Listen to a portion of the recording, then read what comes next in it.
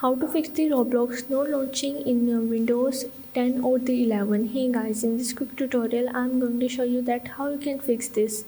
So the steps are really easy and simple. So now let's get started. So first of all you have to go into your Windows and here you have to search for the settings. Now from here you have to go in the apps, click on the apps and the features, and you have to go in the app list. Now here in the search app you have to search for the Roblox. Now once you are in the Roblox studio, you just have to click on these three dots and here you have to uninstall it. And after that you have to also uninstall this Roblox player for the Sonic. Now after uninstalling this, you just have to go back and you have to again go into your Windows and search for the run.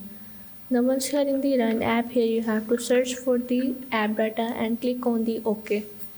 Now you have to go in the local and you have to find out if there is any folder running as a name of the Roblox,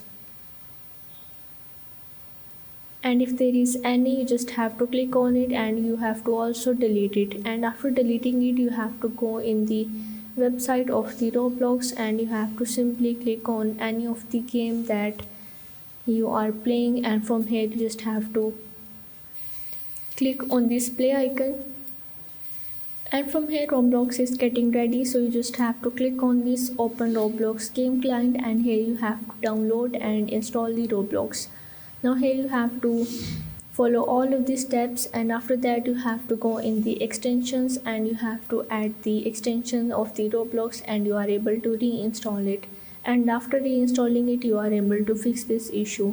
So if this video helped you out, make sure to like and subscribe the channel and see you in the next video.